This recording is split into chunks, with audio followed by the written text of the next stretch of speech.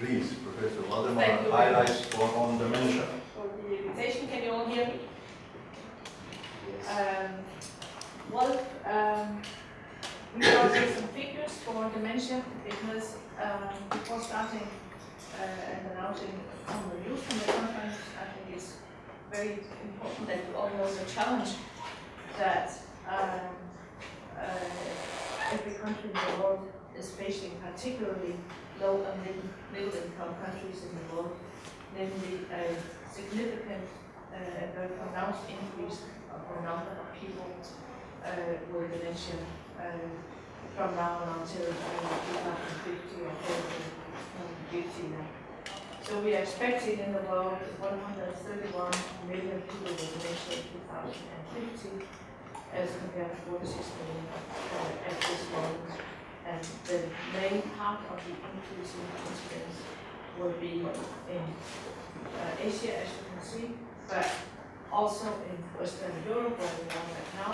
The increase will be quite significant and challenge our healthcare. Unless we find a cure, of course.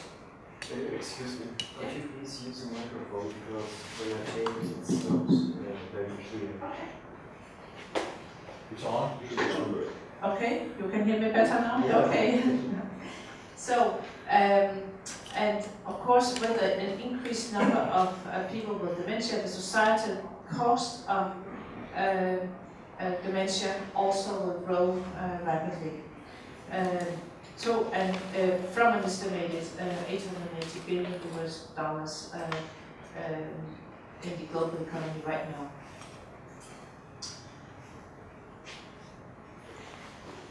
Some of the challenges facing the scientific world as well as the society have been very elegantly summarized in a recent paper in Lancet Neurology that I can recommend to read at least the executive summary of this paper published in April 2016. And to mention just a few, we still need a cure for Alzheimer's disease and for also many other conditions giving rise to dementia, but Alzheimer's disease is the most frequent. We also need to better understand, until we find a cure, how we can improve care for those who already have dementia. And we need to better understand how we can perhaps rehabilitate and train people with dementia and also support the caregivers. Next to finding a cure, of course, or even better, would be to understand how we can prevent dementia. And we do have some news here in the conference on some of these issues.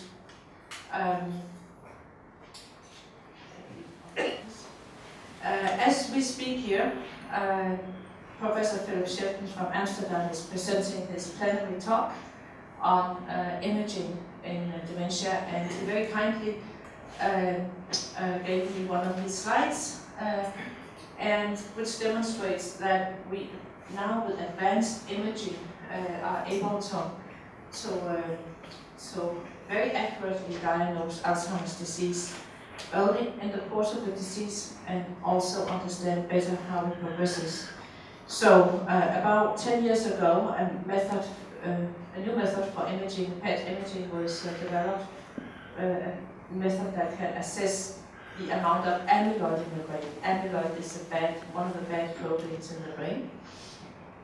And as you can see here, when you compare Alzheimer's disease with control subjects, there is a lot of amyloid in many areas of the brain. These are patients who already have Alzheimer's disease.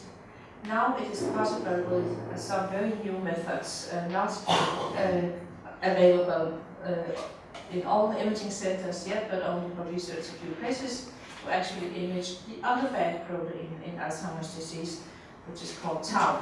You can see here when comparing these same patients with controls that they have a more delineated area of the brain, but they also have tau. So it's possible now to see how these two different proteins develop, and they are both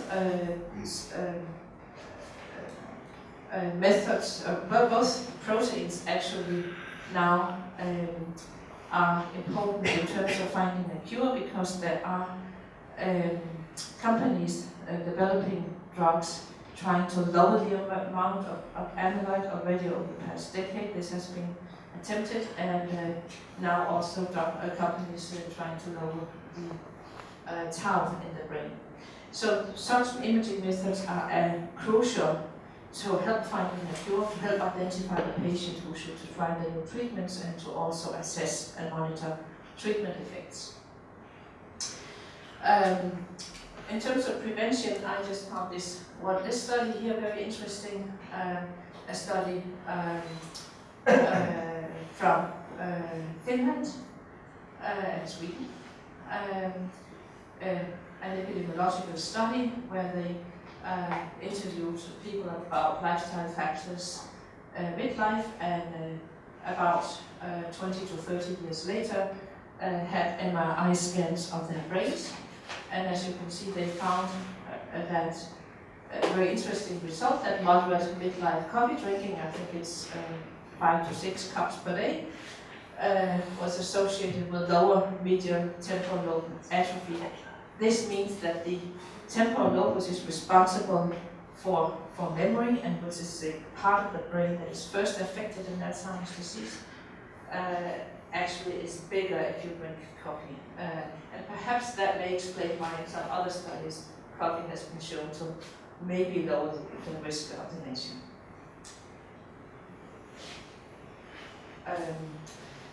Now, in terms of how can we improve the care of people who already have dementia until we find a cure, because that is very important, and there's a great potential to improve quality of life for these people, and to also improve healthcare for them.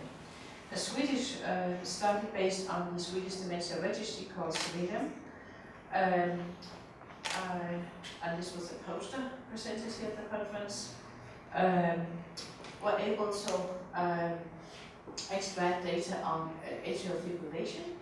So these are patients who have dementia, a diagnosis of dementia, but they also have some heart problems, namely atrial fibrillation. Normally, in patients with chronic atrial fibrillation, we recommend anticoagulant treatment to everybody, unless in the field there is a contraindication.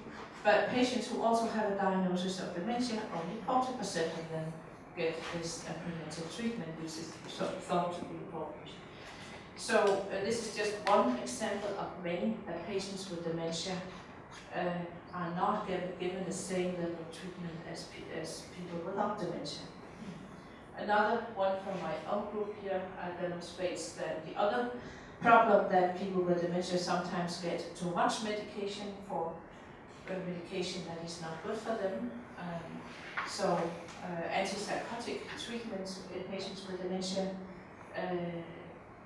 is not very good for them. At least it should be kept at a very low level, because they risk side effects, very severe side effects, to a greater extent than other people.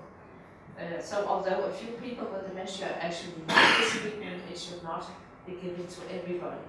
In Denmark, the level, unfortunately, is still very high. 20% of people with dementia get antipsychotic treatment, and there was a poster here demonstrating that not only do they get antipsychotic treatment, but quite many of them also get other psychotropic drugs together with antipsychotic treatment, then increasing the risk of side effects.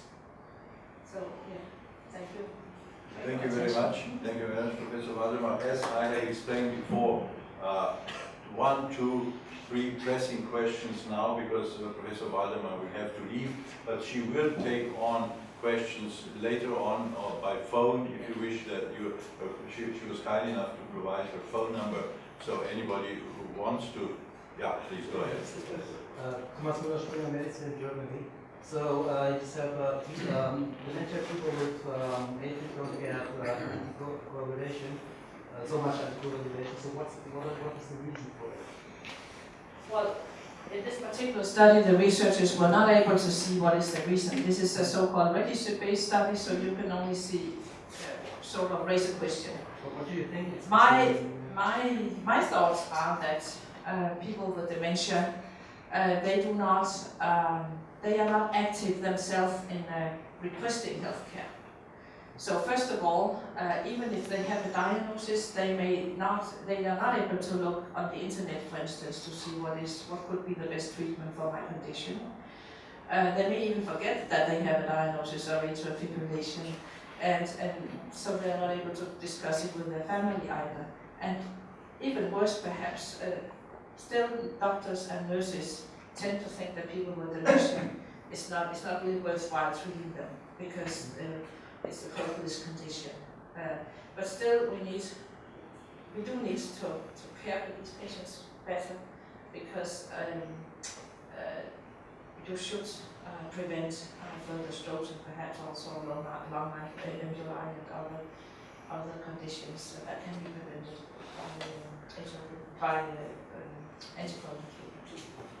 There was another. Okay, we have one short question. The main result of the study of statins, I'm going to read better, and tau proteins, different patterns, does it lead to earlier diagnosis? Yes, or sorry, what yes. is the clinical That's a very good implication? question, and I forgot to explain that. I think from a practical point of view, the new tau imaging and the new possibility for combined imaging with these two advanced methods will help us to confirm a diagnosis of Alzheimer's disease early in the phase. That is at least the expectation, but we still need some longitudinal studies.